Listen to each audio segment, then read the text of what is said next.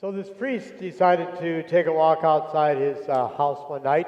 He's walking in the neighborhood, and a man comes up to him, puts a gun right in his stomach, and says, "Get out your wallet and hand me everything in it." So the priest reaches into his back pocket to get the wallet, and just then the robber sees his Roman collar and says, "Oh, Father, I'm sorry, I never robbed from Catholic priests." Okay? So the priest said, "Well, let's go into the Starbucks down the street and let's talk about that." The man said, "Oh, Father, I'm a good Catholic. I gave up coffee for Lent." Do you get the point? That's exactly what Jesus was saying in the gospel today. Giving up something for Lent is a human law. We'll talk about that in a minute. Stealing is against the seventh commandment, God's law. What's more important?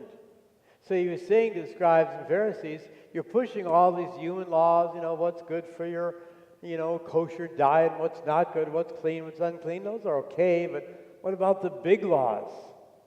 Every Ash Wednesday, I try to convince people, stop giving up the things you gave up every year. They really make you a holier person.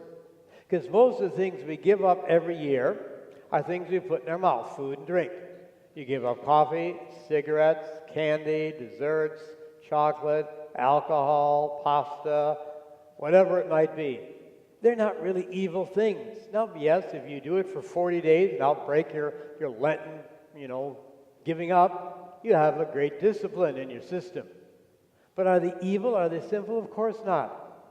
It wouldn't make sense if on Easter Sunday, while your fasting is over, now you can have a nice big dessert or a big piece of chocolate candy, whatever. So those are good things, and we give up things for Lent because Jesus gave up his life for us. But I always try to convince people, how about giving up something that's really bad for you? We heard that whole list there, in the gospel. People need to realize there's the difference between human law and divine law always is much more important, and yet we worry so many times about the divine law. So this robber didn't care that he was breaking the commandment, thou shalt not steal, but he would never drink coffee during Lent because he's a good Catholic. That's what Jesus is saying.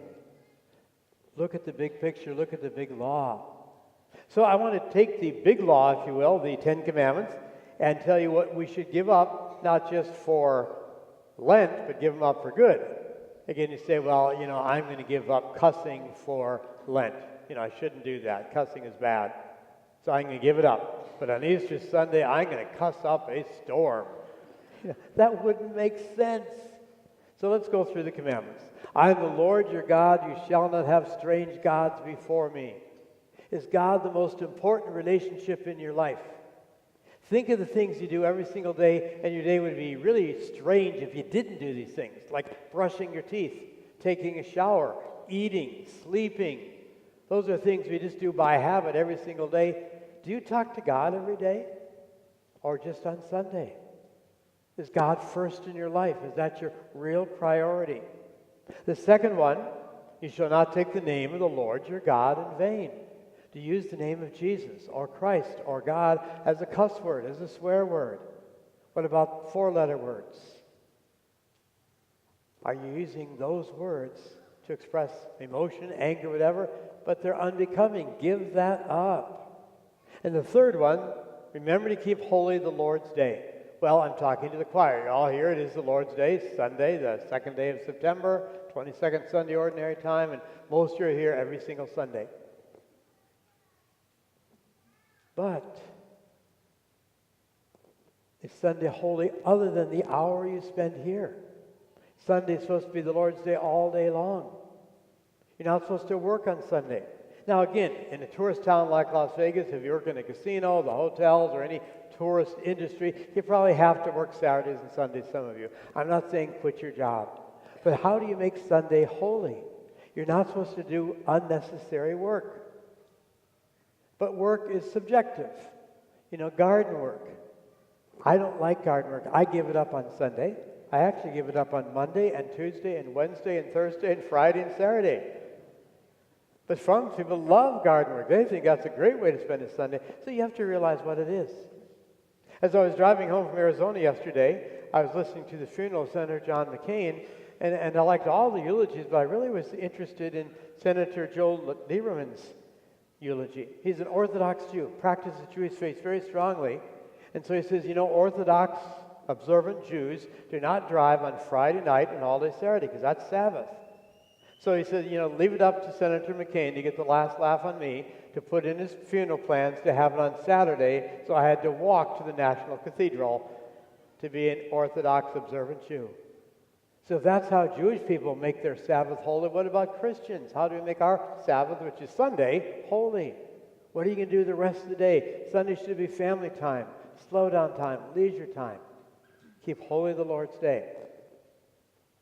Going to Mass on Sunday, again, you're all here. Besides Easter and Christmas, what do you think are the most popular Masses on the Catholic calendar besides Easter and Christmas? What are the two most popular days to go to church? Ash Wednesday, right? And Palm Sunday. Whenever you give something away, you get crowds. So we give away ashes, we give away palms. But again, I know some people's mentality is, well, I'm not a good Catholic. But to keep my standing in the Catholic Church, I got to get those ashes every year. So we have thousands of people rushing to our churches Ash Wednesday. I know I'm not a good Catholic and don't go to Mass every Sunday, but I got to get my palm. I got to fold it up, make a cross out of it, and put it behind the cross at my home. Those are called nicknames A and P Catholics, the Ashes and Palms Catholics. Someone asked me after last month, what is A&P? Well, I guess I'm too old for some of you. A&P is the name of a grocery store chain back east, A&P stores, Ashes and Palms. What do we call people who go to Christmas and Easter Masses? That's it. CEOs. Christmas, Easter onlys. So maybe you'll tell some of your friends, hey, Father Bill said, you're a CEO in the Catholic Church. They'll feel really good until you tell them what it means. So that's all about honor the Lord's Day. Let's take the next 7. Honor your father and mother. Those of you who are young people here living with your parents, do you obey your parents? Do you respect them? Stop sassing back to them. Stop talking back to them. Stop doing things behind their back. For us who are adults, we have to obey authority as well. Civil authority. How about speed laws? How about income tax laws? How about just regular legislation in Nevada, Clark County, USA? Law-abiding citizens. That's part of honoring authority. Stop breaking the law. Give that up.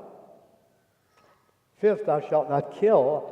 Well, I probably presume no one's a murderer here, but Jesus said it means more than not killing. It means not bullying, not having temper tantrums, not outrageous anger, not killing someone's good name, character assassination. So all that is under killing, if you will, not just taking the life of someone, but anger, rage, etc. Stop that. Give it up. Thou shalt not commit adultery. Of course, that means adultery, which is cheating on your spouse or having sexual relations with someone to whom you're not married. But also it means lust, pornography, behavior like that. Give it up. It's not part of a Christian's lifestyle. Thou shalt not steal. Again, stealing. Well, there's many ways to steal besides just stealing. There's shoplifting, which is another form of stealing. There's cheating the IRS, cheating on your taxes. When you take all the loopholes you can, but don't cheat. It's wrong. What about not giving your employer a full day's work? You're getting paid 8 hours a day. Do you put in 8 hours a day? Or are you sloughing off? That's stealing.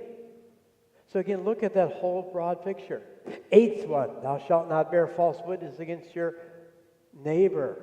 Lying, gossiping, slander, being deceptive, skirting the truth.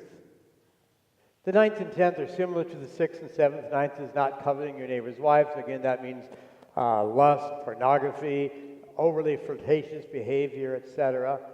Shall not cover your neighbor's goods is saying, are material things the most important thing in your life? Do you really need things, more of it, bigger of it, the newest, the better, the best? Is that driving you? You know, our currency proudly says, in God we trust. Do you? Or is it the almighty dollar that runs your life? So those are things we should give up. And don't wait till Lent to give them up. Start today.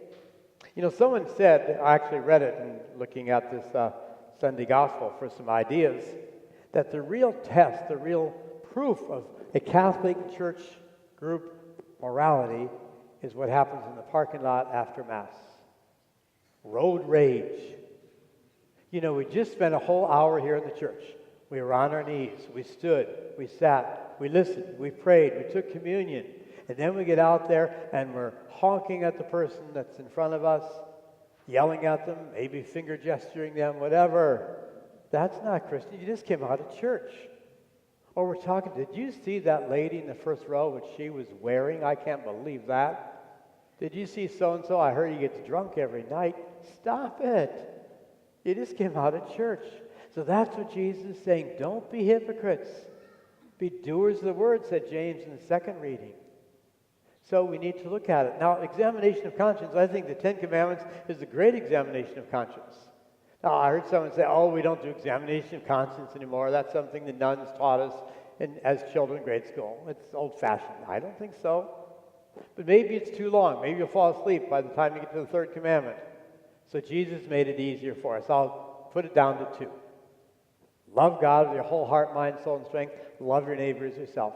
What a great examination of conscience before I go to sleep. Lord, did I please you today? Did I praise you today? What about neighbor? I think for neighbor, this set of questions. Think of every person that was in your day, the end of today, Sunday, September 2nd. Everyone that was in your life today. Did you make their day or did you ruin their day? Were you a blessing to them or were you a curse to them? So easy examination of conscience. Love God, love your neighbor. And I think for most of us, most days we'll fall a little bit short. Okay, go to bed, wake up the next morning, try again. And maybe there's some days when everything really went well. I really praised God today. Everything I did was pretty godly. I really was nice to everybody I met. Have a good night's sleep.